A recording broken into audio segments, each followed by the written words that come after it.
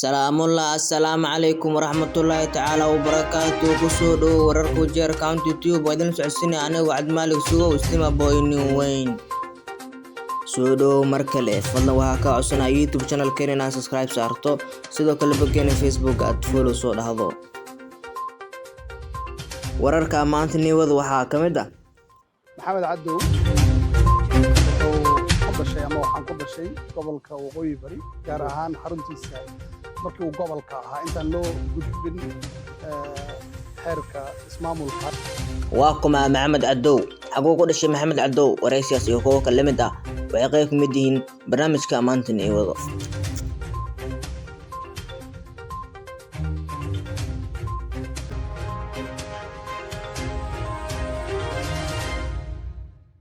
cadweyni ah inaan kula kulmayo magaalada Nairobi Maxamed Cadow oo ah saxafi weyn oo Soomaaliyeed oo dad badan oo Soomaali ah ay aad u yaqaanaan.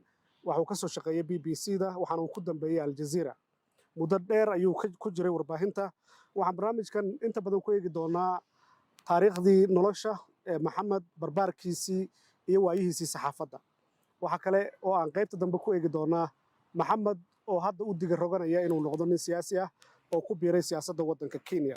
ugu horreyn Maxamed, farxad weyn bay tahay inaan kula kulmo muddo dheer ka bacdi oon israadinay. ugu horreyn Maxamed Cadow waa kuma haddii aad guud mar ku samayso barbaarkaagii nolosha. mid la mid ah walaal ayaa leh aad iyo aad baad u mahadsan tahay fursaddan qaaliga ahna waan kaaga mahad celinayaa. Maxamed Cadow wuxuu ku dhashay ama waxaan ku dhashay gobolka waqooyi bari gaar ahaan xaruntiisa markii uu gobolka ahaa intaan loo gudbin xeerka ismaamulka hadda ka jira waddanka Kenya devolutionka loo yaqaano.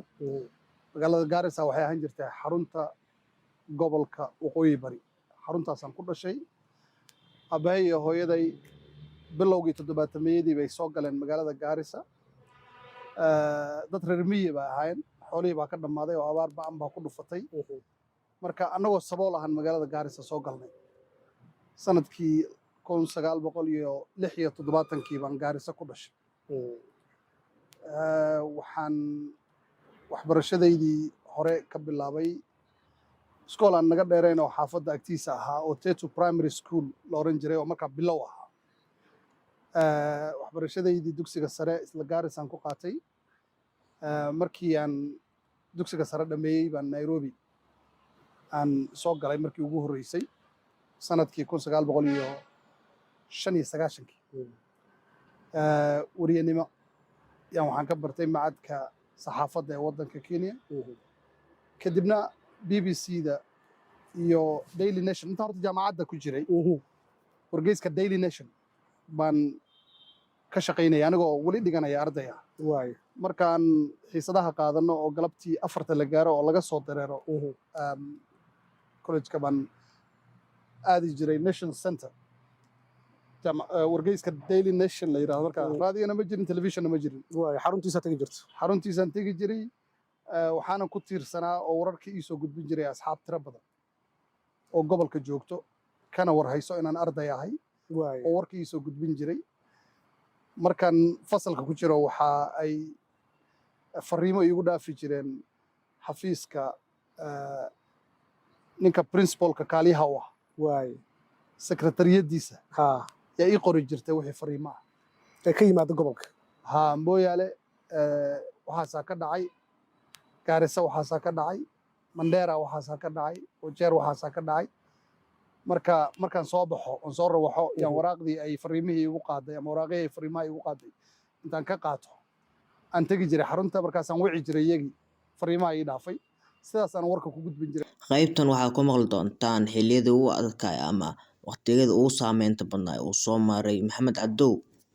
2000kii aan ku tegay Baydhabaan ka soo bilaabay ilaa xuduuddan aan kaga soo gudbay. Baydhabo safarkaan ka soo bilaabay. Dhobley baa haddana ka soo gudbay oon Kenya ka soo galay. safarkaas aathaar aad u weyn buu igu yeeshay oo maaragtay shakhsi ahaan waa markii ugu horreysay oon Soomaaliya tago waddankii oo dagaallo ka jiraan kala qoqoban oo qabqablayaashii dagaalka xilligaa waddanka ka talin jiray ee kala qoqoban.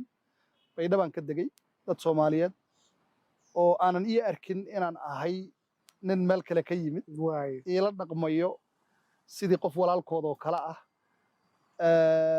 iyo safarkii intaan ku jiray waxyaabaha iyo dhacdooyinka aan la kulmay yaa lama ilaawaan ah dhabtii baydhabo 4 cishaan jooga waan xasuustaa dhaqaalahan ka warramayey siyaasaddan ka warramayey arrimaha bulshadan ka warramayey maalintii aan go'aansaday inaan ka soo baxo qalinle waa taqaana oo guddoomiyaha gobolka bay ahaan jiray oon marti u ahaa yaa wuxuu igu yidhi kuguma aamini karayo waddada qaybo ka mid a miinaysan marka waa inaan ku kaxeeyaa oo aniga aan xaqiijiyaa inaad gudubtay qaybta miinaysan ee u dhaxayso jamacadda axmed gurey iyo leego